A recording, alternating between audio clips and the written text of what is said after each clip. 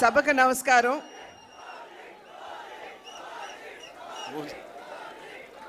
వేదిక మీద ఉన్నటువంటి కేంద్ర మంత్రివర్యులు పెద్దలు గజేంద్ర సింగ్ షెకావత్ గారికి, ఆంధ్ర రాష్ట్ర ముఖ్యమంత్రి వర్యులు పెద్దలు సోదరులు పవన్ కళ్యాణ్ గారికి, ఉప ముఖ్యమంత్రి పవన్ కళ్యాణ్ గారికి, అదేవిధంగా నా పార్లమెంట్ నియోజకవర్గంలో ఉన్నటువంటి 7 ఎమ్మెల్యేలు బుచ్చే చౌదరి గారు, ఆదిరెడ్డి వాసు గారు, మద్దిపాటి వెంకటరాజు గారు, ముప్పిడి వెంకటేశ్వరరావు గారు, బత్తిని బలరామకృష్ణ గారు, అదేవిధంగా వేదిక మీద ఉన్నటువంటి అధికారులకి, సోదరీమణులకి, వేదిక ముందున్నటువంటి సోదరీమణులందరికీ కూడా నా నమస్కారాలు నేను తెలియజేస్తున్నాను.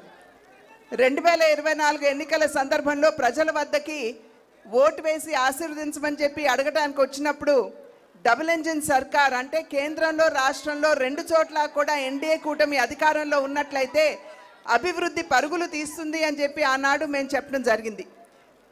ప్రజలు విశ్వసించారు. డబుల్ ఇంజిన్ సర్కార్ కావాలనుకున్నారు. కేంద్రంలో ఎన్డీఏ కూటమిని, అదేవిధంగా రాష్ట్రంలో కూడా ఎన్డీఏ కూటమిని ఆశీర్వదించడం జరిగింది. వికసిత్ భారత్ అనేటువంటి ఒక కళ ఏదైతే, ఒక స్వప్నం ఏదైతే నరేంద్ర మోడీ గారు ప్రజల ముందు ఉంచారో, ఆ వికసిత్ భారత్లో వికసిత్ ఆంధ్ర రాష్ట్రం కూడా ఒక భాగం అని చెప్పి మనం గుర్తించాలి. కనుక అన్ని విధాలా కూడా అధికారంలోకి వచ్చిన నాటి నుండి నేటి వరకు అమరావతి నిర్మాణం కావచ్చు, పోలవరం నిర్మాణం కావచ్చు, స్టీల్ ప్లాంట్ కావచ్చు, సౌత్ కోస్టల్ జోన్ కావచ్చు, రైల్వే జోన్ కావచ్చు, మరి ఎంఎన్ఆర్ఈజీఎస్ కింద పెద్ద ఎత్తున వనరులు రాష్ట్రానికి ఇచ్చి కావచ్చు, అన్ని విధాలా కూడా ఆంధ్ర రాష్ట్ర అభివృద్ధికి కేంద్రం తన సహకారాన్ని అందిస్తూనే ఉంది. అయితే వికసిత్ ఆంధ్ర రాష్ట్రం మనకు కావాలంటే వికసిత్ జిల్లాలు కూడా కావాలి. అంటే వికసిత్ రాజమహేంద్రవరం కూడా ఖచ్చితంగా వికసిత్ ఆంధ్రలో భాగం అని చెప్పి మనం గుర్తించాలి. దానిలో భాగంగానే ఇవాళ అనేక పర్యాటక అభివృద్ధి కార్యక్రమాలు మనం శంకుస్థాపన చేసుకోవడం జరుగుతుంది. ప్రత్యేకించి హ్యావ్లాక్ బ్రిడ్జ్ 100 సంవత్సరాల నాటి బ్రిడ్జ్ నిరుపయోగంగా ఉన్నటువంటి సందర్భంలో దాని యొక్క చారిత్రాత్మక ప్రాధాన్యతను గుర్తించి ఇవాళ దాన్ని కూడా ఒక పర్యాటక క్షేత్రంగా దాన్ని అభివృద్ధి చేయడానికి కేంద్రం తన సహకారాన్ని అందిస్తుంది. అదేవిధంగా రివర్ ఫ్రంట్ దాన్ని కూడా అభివృద్ధి చేస్తున్నటువంటి సందర్భంలో నేను ఇప్పుడే అజయ్ జైన్ గారితో కూడా మాట్లాడాను. అక్కడ ఉన్నటువంటి విగ్రహాలని తొలగించకుండా ఏదైతే అభివృద్ధి చేస్తున్నామో ఆ అభివృద్ధిలోనే మిళితం చేయమని చెప్పి వారికి ఇప్పుడే అజయ్ జైన్ గారు కూడా నేను అభ్యర్థించడం జరిగింది.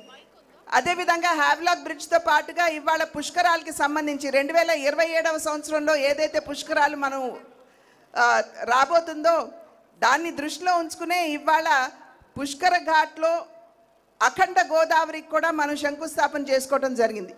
కనుక అభివృద్ధి రాజమహేంద్రవరాన్ని ఇందాక సోదరులు దుర్గేష్ గారు మాట్లాడుతూ హెరిటేజ్ జిల్లాగా రాజమహేంద్రవరాన్ని గుర్తించాలి అని చెప్పి వారు అభ్యర్థించారు. ప్రజలందరికీ గుర్తుండే ఉంటుంది. నేను పార్లమెంట్లో ఈ అంశాన్ని లేవనెత్తి రాజమహేంద్రవరాన్ని హెరిటేజ్ సిటీగా గుర్తించమని చెప్పి నేను ప్రత్యేకించి పార్లమెంట్లో నేను రేజ్ చేసినటువంటి అంశం. కనుక ఖచ్చితంగా పెద్దలు గజేంద్ర సింగ్ షెకావత్ గారు ఇక్కడే ఉన్నారు. వారి సహకారంతో ఖచ్చితంగా దీనికోసం నా వంతు కృషి చేస్తాను అని చెప్పి తెలియజేస్తూ అన్ని విధాలా పర్యాటకంగా కావచ్చు, అదేవిధంగా రిలీజియస్గా కావచ్చు, రాజమహేంద్రాన్ని అభివృద్ధి చేసుకునేటువంటి అవకాశం ఉన్నటువంటి సందర్భంలో ఆ దిశగా ఇప్పటికే ఆల్రెడీ అడుగులు వేస్తున్నాం. గౌతమి లైబ్రరీని కూడా దాన్ని అభివృద్ధి చేయడానికి నా వంతు కృషి నేను చేస్తున్నాను.